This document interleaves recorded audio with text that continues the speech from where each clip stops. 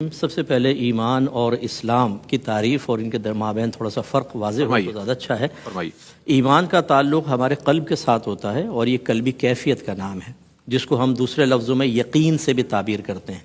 اور یقین کا مطلب یہ ہوتا ہے کہ نبی کریم صلی اللہ علیہ وسلم اللہ تعالیٰ کی بارگاہ سے جو بھی لے کر آئے، چاہے وہ عقائد ہوں، اعمال ہوں، احکام ہوں، انہیں 100% حق اور سچ سمجھنے کا نام ایمان ہوتا ہے، اسی کا نام یقین ہوتا ہے۔ 100%، 100%، یعنی کہ اگر کسی چیز کے بارے میں دل دو رائے قائم کر سکتا ہے تو ایک طرف اگر 100% ہو، دوسری طرف 0، تو جہاں 100% ہے اس کو یقین کا نام دیا جاتا ہے۔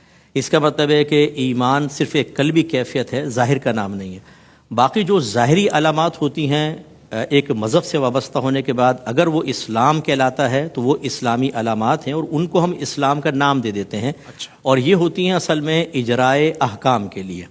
گویا کہ اسلام اجرائے احکام کے لیے دلیل ہے اور ایمان آپ کے جنت میں دخول کے لیے لازم و ملزوم ہے۔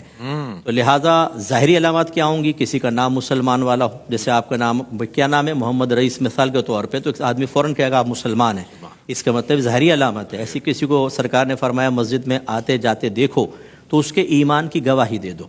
ایسے کوئی شخص اذان دے رہا ہے، قربانی کر رہا ہے، حج کر رہا ہے، ظاہری علامات، یہ ظاہری علامات، وہ جو 5 بنیادی ستون بھی قرار دیے گئے ہیں۔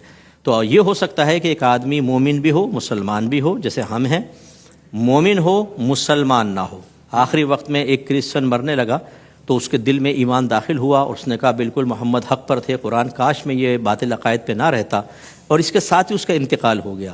اب قلبی تصدیق تو حاصل ہو گئی لیکن وہ ہمارے سامنے اس کا اقرار نہ کر سکا، تو اجرائے احکام تو نہیں ہوگا کہ ہم اس کو غسل دیں، کفن دیں، لیکن مومن ہے عند اللہ صاحب ایمان اٹھے گا۔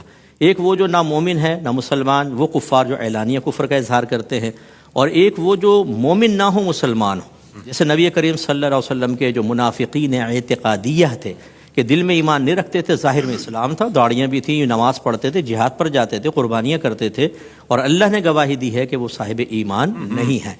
اب آگے کاملیت ایمان۔ دیکھیں کاملیت ایمان ایک تو یہ ہے کہ وہی 100% پورا ہو، مکمل طور پر اس پہ بلیو ہو۔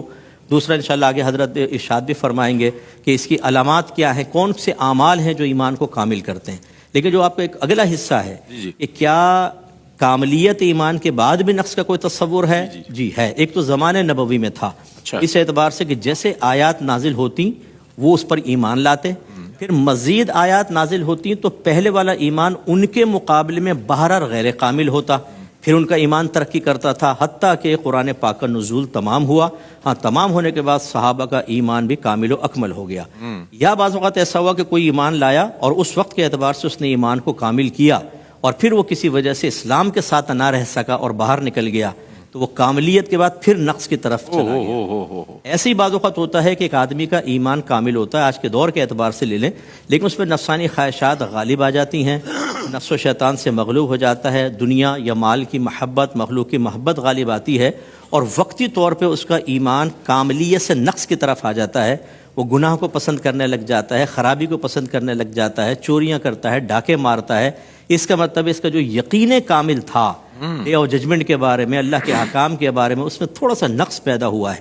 اس لیے ہر انسان کو چاہیے کہ پہلے ایمان کو سمجھے، پھر اس کو کاملیت تک لانے کی کوشش کرے، اور اس کے بعد اس پہ استقامت حاصل کرے، اور ایک دعا اپنے دعا میں ضرور شامل کریں کہ اللہ ہمارا جب آخری وقت آئے تو ایمان کامل کے ساتھ دنیا سے رخصت کرتا۔